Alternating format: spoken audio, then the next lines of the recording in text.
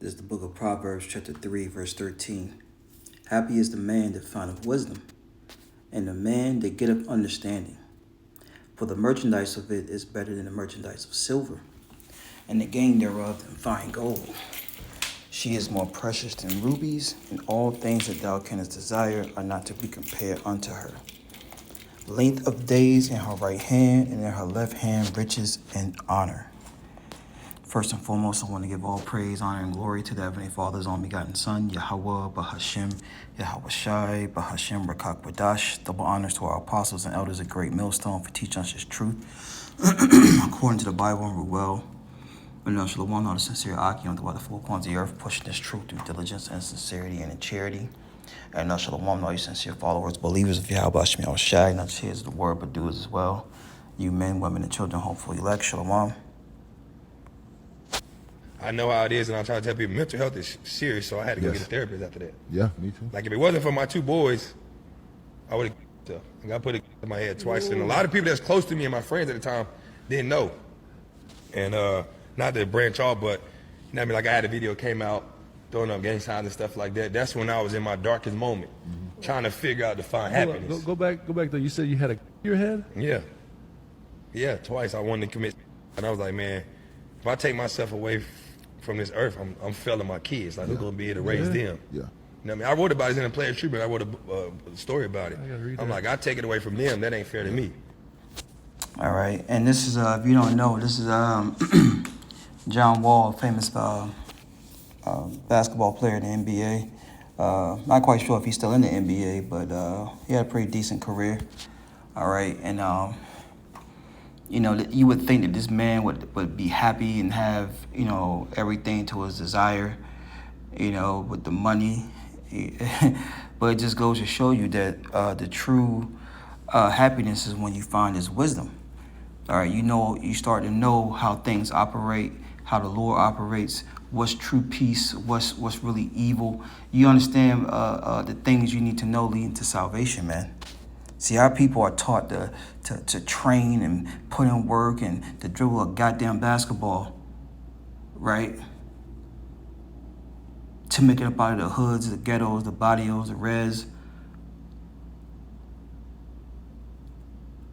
When that's total opposite, man. It's total opposite. It seems like you get more demons with more money, because that's not true riches, as we were reading. This title is less going to be happy is the man that findeth wisdom, not happy is the man that findeth a college scholarship, or happy the man that signs an NBA contract. No. Those are gifts that are blinding our people. Those are gifts that are destroying the minds of our people, man. Here it is. This man is a millionaire, and he's on the verge of blowing his brains out. That should tell you a lot about what you're truly seeking out here, right? Our people are taught to seek the bag. People be seeking Yahweh Shai and what's pleasing unto Him. Once again, Proverbs 3 and 13. Happy is the man that findeth wisdom. What wisdom? The wisdom of the Bible. Because according to Isaiah 33 and 6, wisdom and knowledge should be the stability of thy times. This wisdom can keep us level-headed, can keep us stable, not having to the point where we're about to blow our goddamn brains out. Excuse my rude speech. We know that better days are coming. We know that the end of the wicked is coming to an end. You know, the book of Job told us that the triumph of the wicked is short, and the joy of the hypocrite but for a moment. We know these things, and this makes us happy. One of the things that makes us happy. All right, it says, and the man that getteth understanding, going back to Proverbs 4 and 7, see, when you get this understanding, when you get this truth, you get the understanding behind it. Proverbs 4. On why? Why? When it's really goes back to because the Lord said so, right? And fearing Yahweh Shai. It says, for the merchandise of it is better than the merchandise of silver, and the gain thereof than fine gold. Now, in this society, fiat money, all right, greenbacks is what's considered wealth. Well, and gold and silver, but what's given to you is greenbacks, all right? It's not true money, which is gold, silver, cattle, land, things of that nature. All right. Now you could buy those things with the fiat money, but the point is, this wisdom is is better than those things. All right. It says she is more precious than rubies and all the things that thou canst desire are not to be compared unto her. So you can't compare this truth to anything carnal, because this is a spiritual thing. Length of days is in her right hand. All right. Is in her right hand. It says, and in her left hand, riches and honor. You see? So you're going to live a long life having this wisdom. Going back to Romans 6:23, for the wages of sin is death. All right. You're going to flee from sin as a serpent in front of your face, roughly paraphrasing. You're gonna flee from it. Right? You're not going to sign a contract on the casting couch.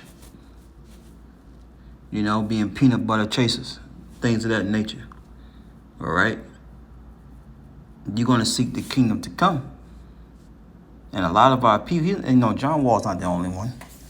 A lot of our people are miserable because ultimately they despise this truth.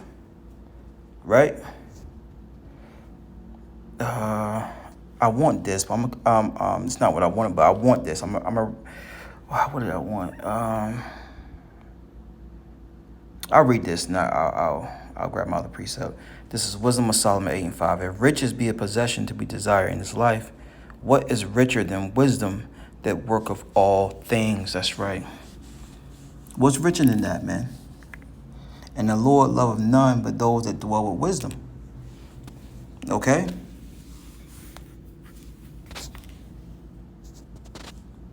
That's what's desired in this life. Get in the bag. Well, understanding what true riches is. Matter of fact, let me get that real fast.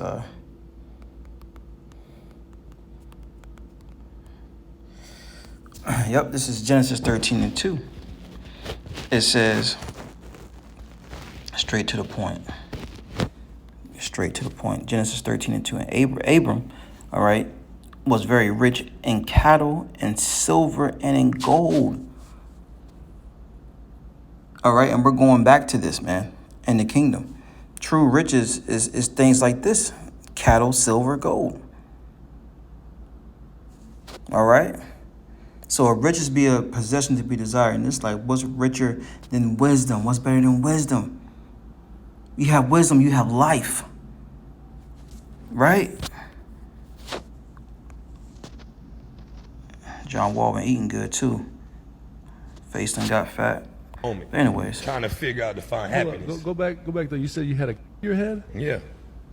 Yeah, twice I wanted to commit, and I was like, man, if I take myself away from this earth, I'm failing my kids. Like, who's gonna be able to raise them? Yeah. You know what I mean? I wrote about it in a player tribute. I wrote a story about it.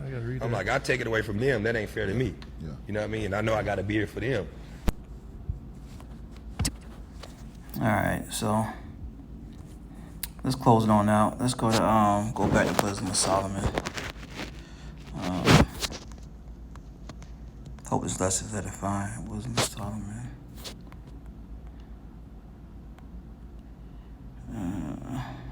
What is that? I think it's 5.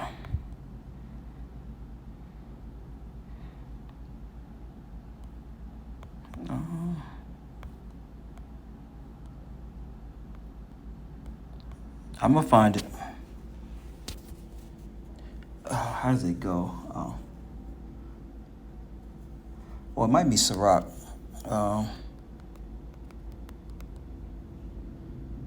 Might be Sirach.